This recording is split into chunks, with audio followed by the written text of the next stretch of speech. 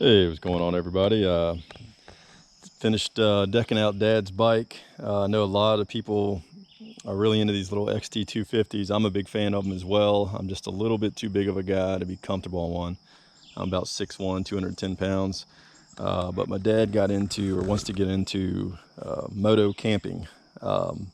He's a smaller fella, about 5'8", 140, 145 pounds. He's 72 years old, so a big old adventure bike might have been a little much for him, especially on his own out in the woods, if he were to tip it over or something like that. So I told him about this bike, which I've always been a fan of, and I know a lot of people have this bike and intend to deck it out as well. So I just thought I'd let you know some things I did to it. I went ahead and got a Happytrails pannier system.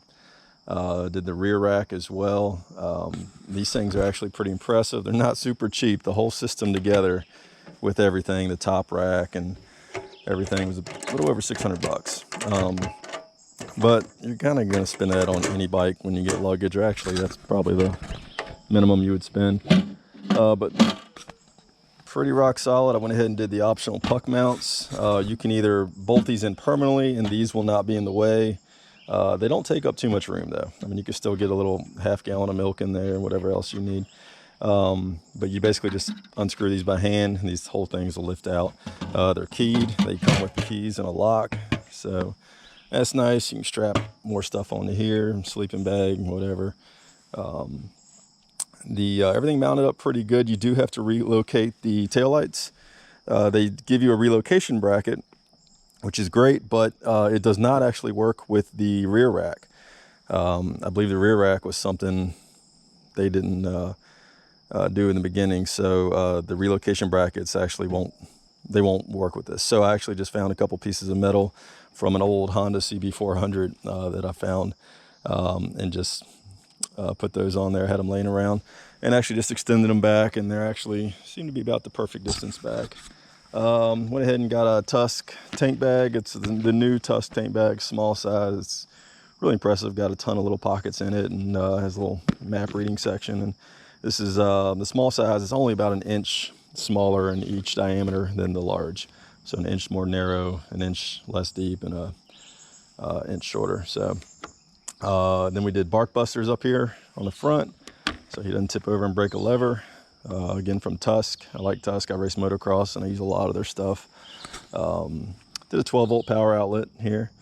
Ran that directly to the battery. Only thing about this one though, I didn't get the name of the brand on it. I just kind of impulse bought it real quick. It mounts real nice. It's got a watertight cover, but it doesn't have the male-female end pigtails that you can unplug and plug. It does have a fuse that you can unplug if you're worried about it draining your battery, but you can't just simply plug another item into it that, like a heated jacket or something. But on this bike, if you're trail riding in the wintertime or moto camping, you're probably going to be geared up pretty good and you're not going fast, so I don't think the cold will be a factor.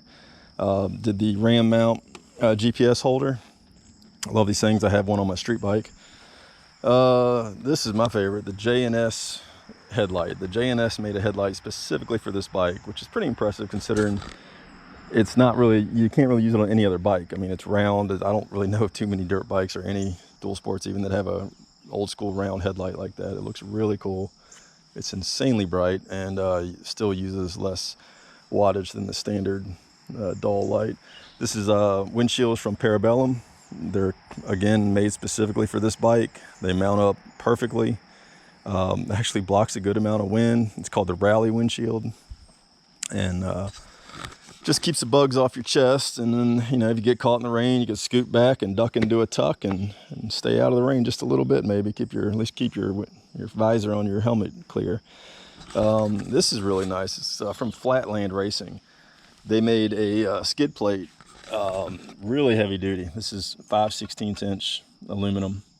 And it contours perfectly to the frame down here. I mean, I don't think you could slide a piece of paper between the frame and this thing, but it doesn't vibrate. You don't hear any rattling or anything.